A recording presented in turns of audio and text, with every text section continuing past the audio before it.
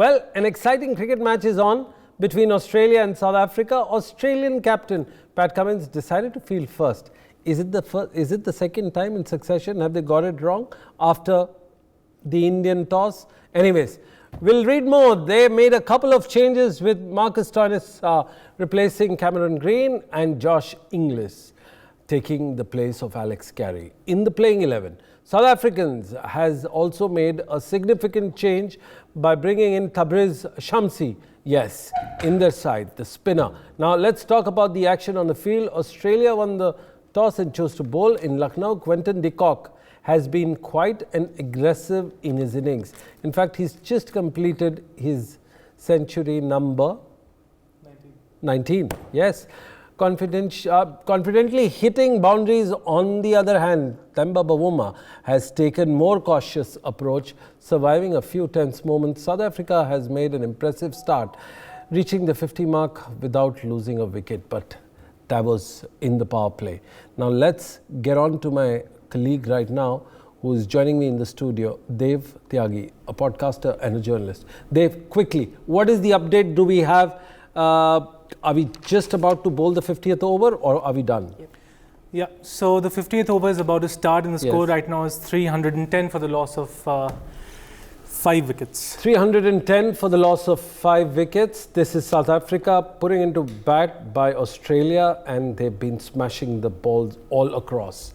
Remember, it is a very important game for Australia because they're playing for their survival. Yes, the winners of World Cup on several occasions are actually battling it out to save their elimination. We're joined by another guest who's the current player of the Zimbabwean women cricket team. Well, Tasmeen, welcome to the show. Quick question.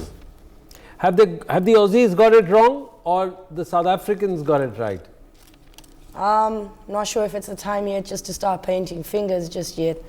But yeah, definitely you might question their decision for the toss. We know Australia's famous for obviously winning the toss, sending everybody in to bat. Not sure if it's about their batting order confidence or if it's entirely about what they believe their strength to be. But yeah, definitely, I did say this morning this game is going to come down to whichever team's players apply themselves best. Obviously, it's looking like much of a batting track, but we can't make that assumption until we see what the Aussies got. Well, what do you think of the pitch in the conditions with lights on, dew factor, and a lot of pride to play for, especially after Quinton de Kock has hit a stunning century?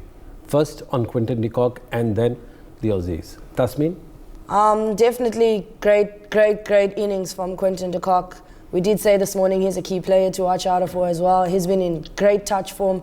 We spoke about it this morning. We said he needed 91 runs to be able to come through and find himself on that 1,000-mark runs against Australia, and he's managed to surpass that in actual fact. So I think that's a big high five up to him. He's played at captains a big innings as well for himself. And in terms of Australia, I would say they did try to use the shorter ball up front earlier on, and probably not too much luck. But we've seen as the days progressed, and obviously getting rid of Quinton de Kock, and it's worked. It's worked then. De Kock, Bavuma, they were doing well to get on it early and get rid of it. But it's definitely come down to the wire. I think for me, Australia maybe getting it right, bringing on the spinners. Definitely the pick of the bowlers for me for the Australians, I'd have to say. Their spinners came out and they did the things. Glenn Maxwell, 10 for 34, 1 maiden, 2 wickets. He played his part. He definitely played his part. But what about Alan Zampa? He's been off colour in the last 2 occasions. Do you think it was a sad state of Aussies to not get a bigger spinner and just relying on Zampa and Glenn Maxwell? It's a tough game, hey. That's just the nature of cricket. You're on, you're off, you're on, you're off, and that's the way it goes.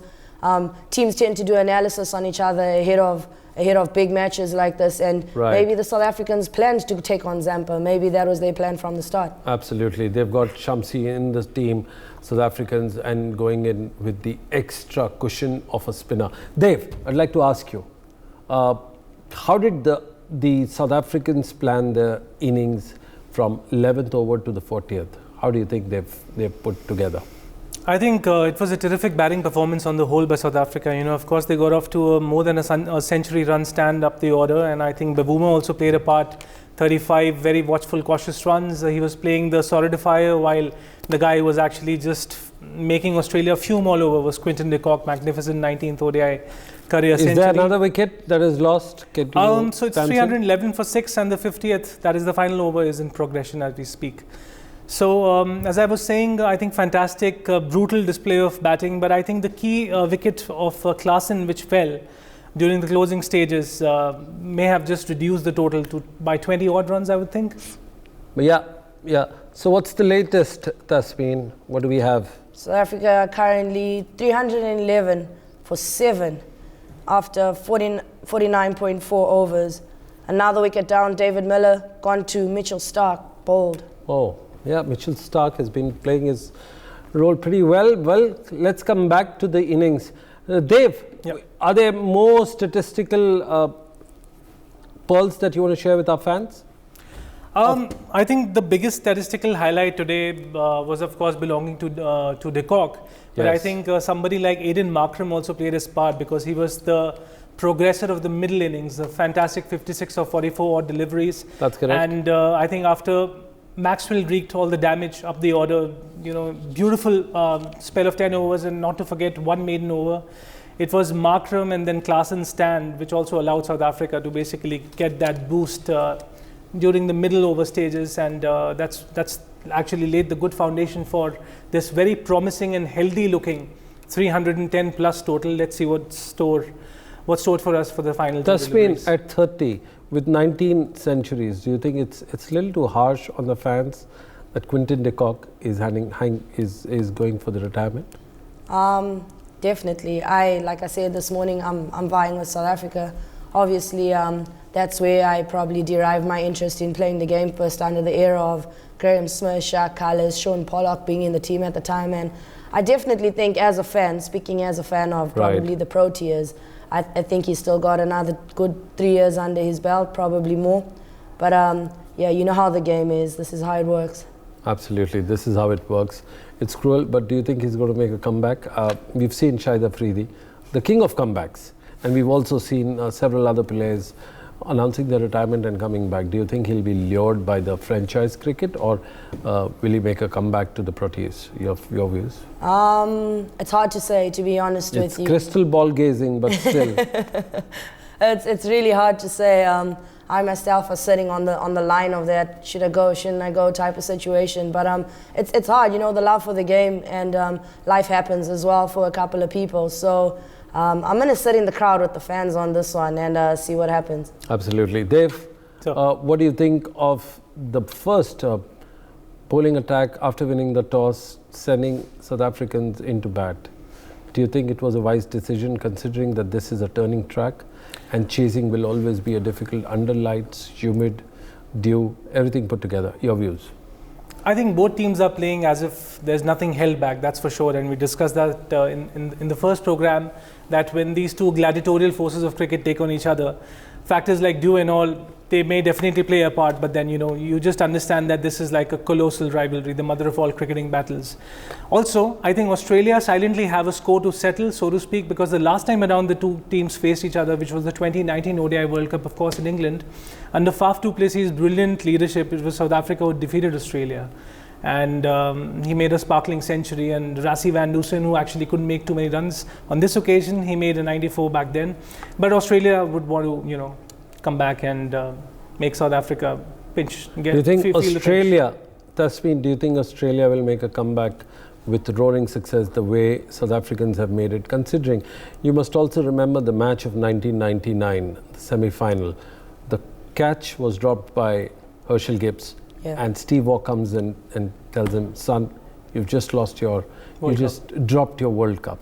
Do you think it's a revenge time after 24 years? I don't think any players are out there playing with that game in mind probably right now. But definitely it's history. History is history. It's there, it's happened before. So you can't write it off entirely. But I think the key for Australia right now is just to come out, do go through their processes, not even question what's happened before with the South African innings and what it is.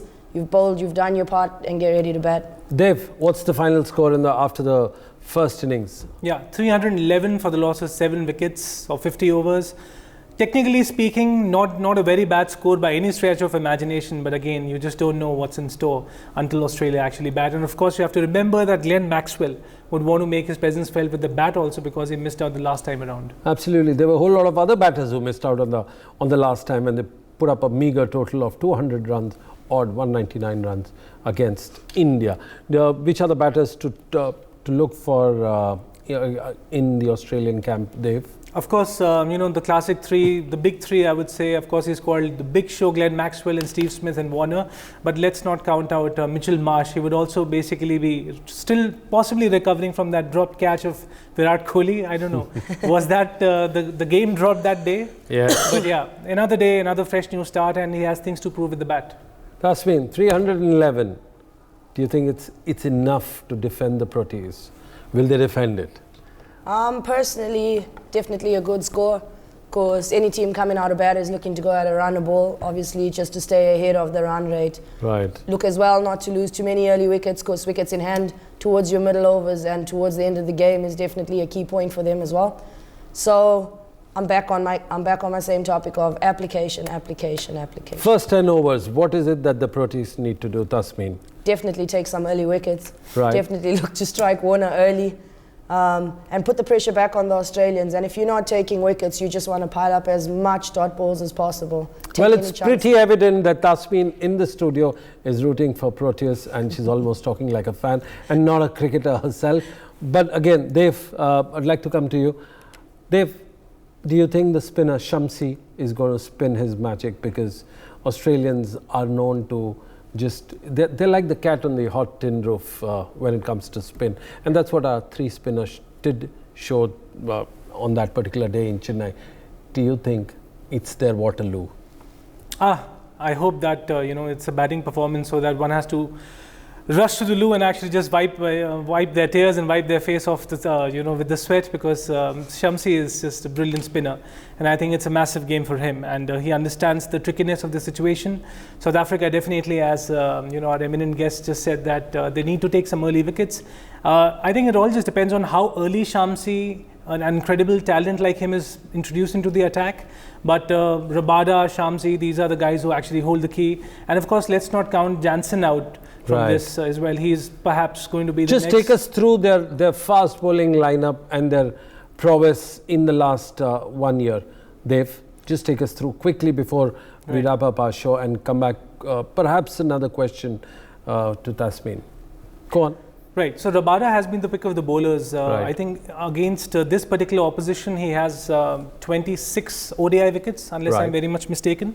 And leading the attack, he may have lost a bit of the pace if you compare him to the Rabada he was 2 years back in time. But Ngidi is there. Of course, the big blow being Andrik Nokia, but then there's no point in talking about the lost opportunity. And they also have somebody very special in the dugout. He's still waiting for his chance. The name is Lazard Williams. I'm waiting for that day when that guy will get to bowl. Well, those are tongue-twisting names, and also they're yet to make their mark at the international level. One last quick question. Tasmin, do you think this total is enough to defend? Your views, and then we'll wrap the show. Definitely it's a very, very good total, and to defend it, I think they got to dig deep. They got to dig deep, because Australia on any day, like Dev said, is you have certain guys in their team that if they step up, they can definitely cause some trouble. For more such videos, subscribe to the NewsX YouTube channel, hit the bell icon.